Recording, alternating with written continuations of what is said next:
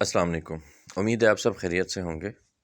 आज जिस टॉपिक पे हम बात करने जा रहे हैं उसका नाम है डेंटल ब्रिज, यानी कि फ़िक्स दांत लगाने के लिए जो एक तरीका इस्तेमाल किया जाता है जिसमें आसपास के दांतों से सपोर्ट ली जाती है। आज इस वीडियो में हम आपको सारा प्रोसीजर दिखाएंगे भी और उसका क्या तरीका होता है और किस तरह से ब्रिज लगाया जाता है और कैसे आसपास के दांतों को ब्रिज के लिए प्रिपेयर किया जाता है। ब्रिज इसको बेसिकली ऐसे कहते हैं, ब्रिज तो आम तौर पे आम फहम ज़बान में तो उस पुल को बोलते हैं जो कि किसी दरिया के ऊपर बना होता है ब्रिज। तो यहाँ पे हम जो खाली जगह आप देख रहे हैं दो दांतों के बीच में, एक ये दांत और एक ये दांत, इन दोनों के बीच में जो मिसिंग एक दांत है जो इन्होंने निकलवा दिया था, यहाँ से कुछ स्पेस कम नज़र आ रही है लेकिन ये पूरा एक दांत इसी तरह की पूरी दाढ़ है जो बहुत इंपॉर्टेंट होती है। तो उसके लिए हम इन दो दांतों से सपोर्ट लेंगे। अब सपोर्ट लेने के लिए अगर इसी तरह देखें, ऊपर भी इनका मिसिंग दांत है। अब यहाँ पे दांत लगाने के लिए एक पीछे का दांत जिसको हमें देखना है कि वो मज़बूत है, हिल नहीं रहा, सपोर्ट के काबिल है। और ये ऊपर का दांत तो इनकी स्माइल में भी देखें आ रहा है, स्माइल करते हैं तो वो खाली जगह नज़र आती है और चबाने में भी काम आता है। इसी तरह बैक वाला जो टूथ है वो भी चबाने के काम आता है और साथ साथ इनका फंक्शन भी रिस्टोर हो जाएगा और देखने में भी बेहतर हो जाएगा। अब यहाँ पे हम पहले उनकी सपोर्ट देखने के बाद अभी आसपास के दोनों दांतों को छोटा करेंगे। छोटा करने का मकसद ये है कि अगर इसी तरह से हम सपोर्ट लें, बीच में दांत लगा दें, इनके ऊपर दो विंग्स लगा दें या दो क्राउन्स लगा दें, ये तो उस टूथ से बड़ा स्ट्रक्चर हो जाएगा तो दांत मिलेंगे ही नहीं। तो हमें पहले अपनी डिज़ायर्ड पोजीशन तक इन दो दांतों को जिनसे सपोर्ट ले रहे हैं उनको छोटा करना ज़रूरी होता है। तो उसको तकरीबन ऑल अराउंड पूरा टूथ जो है 2 मिलीमीटर के करीब शॉर्ट होता है, सेम सेम डायमेंशंस में, यानी टूथ की शेप तकरीबन मोर और लेस सिमिलर रहती है और उसके ऊपर कैप आ जाता है। तो इस तरह से हम दो कैप्स लगा के एक टूथ को फिक्स कर सकते हैं। अभी यहाँ पे आप देख रहे हैं कि हम रिडक्शन कर रहे हैं आगे वाले दांत की और इसको इतना रिड्यूस करना है कि हाइट, विड्थ और साइड से हर एंगल से ये इतना छोटा हो जाए कि इसके ऊपर कैप आ सके और वो आपकी बाकी जितने दांत मिल रहे हैं उनको डिस्टर्ब ना करे। इसी तरह से आगे आप देख रहे हैं ऊपर और नीचे के दांतों के बीच में इतना गैप ज़रूरी है। इसी तरह से पीछे के दांत में भी ऊपर और नीचे के दांत के दरमियान इतना गैप होना ज़रूरी है। अब वो थोड़ा कम था तो अभी थोड़ा सी और रिडक्शन कर रहे हैं, यानी इतना गैप हो जहाँ से पूरे क्राउन की 2 मिलीमीटर के करीब एक लेयर गुज़र सके। जो क्राउन फैब्रिकेट होंगे इसके ऊपर हम कस्टमाइज्ड क्राउन बनाते हैं। और ब्रिजेस में भी टाइप्स आती हैं, यानी आप पोर्सलिन का ब्रिज भी बना सकते हैं और ज़रकोनिया का ब्रिज भी बना सकते हैं। पोर्सलिन के अंदर मेटल होता है, मेटल के ऊपर एक पोर्सलिन की लेयर होती है। ये जब ब्रिज आएगा तो फिर मैं उस पर एक्सप्लेन कर दूँगा। अब इस केस में हमने पहले इनके ऊपर के दांतों का प्लान किया, उसको फिक्स करके और फिर नीचे के दांतों का प्लान करेंगे। और ये स्पेस आप देख रहे हैं कि इतनी स्पेस अंदाज़न होनी चाहिए, 2 मिलीमीटर के करीब बन रही है कि हम वहाँ से क्राउन जो बने, क्राउन या ब्रिज बोलते हैं, जब ये वो बने तो आपके पास इतनी स्पेस हो कि वहाँ पे क्राउन्स लग सकें। अब हम इम्प्रेशन लेंगे, दांतों का नाप लेते हैं, फ़िक्स टीथ या फ़िक्स दांत जिनको बोलते हैं, कुछ लोग फ़िक्स दांत बोलते हैं, फ़िक्स टीथ बोलते हैं, ब्रिज बोलते हैं। अब उसके लिए इम्प्रेशन ऐसे लेते हैं, ये नाप ले लिया हमने। नाप किस तरह लिया जाता है वो भी आपने देख लिया कि दांतों का जब ट्रिम करते हैं उसके बाद उसका नाप इस तरह लेते हैं, इम्प्रेशन, डेंटल इम्प्रेशन बोलते हैं।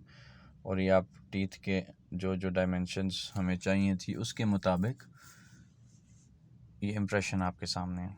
अब इस इम्प्रेशन को फिर हम पोर करते हैं, पोर करके और ये मॉडल निकलता है, मॉडल पे ये दांत तैयार होते हैं। और अब ये ब्रिज इनका तैयार होके आया हुआ है। इसमें कुछ टाइम लग जाता है जिस दौरान हमने इसकी फैब्रिकेशन में वक्त लिया और ये ब्रिज बन गया। और ये देखें इस तरह से ये फ़िक्स दांत लगते हैं। अक्सर लोगों का सवाल मुझे आ रहा था कि आप फ़िक्स दांत लगाने का तरीका बताएं, इम्प्लांट ही होता है या इम्प्लांट के अलावा भी कोई ऑप्शन होती है। अक्सर केसेस में होता है कि इम्प्लांट अफोर्डेबल नहीं होता या इम्प्लांट से लोग डरते हैं, शुगर वगैरह हाई रहती है उनकी या सर्जरी नहीं करवा सकते। तो देखें कितना अच्छा उनके बिल्कुल दांतों के मुताबिक मैच हो गया। और ये क्राउन्स, ये बेसिकली ये पोर्सलिन वाला ब्रिज है। ज़िरकोनिया का भी ब्रिज आता है, पोर्सलिन का भी ब्रिज आता है। ज़िरकोनिया मेटल फ्री होता है, इसके इनसाइड में मेटल होता है, जबकि बाहर से ये दांत के कलर जैसा ही होता है। लाइक वो पोर्सलिन का जो कलर है वाइट दांतों से हमने मैच किया था।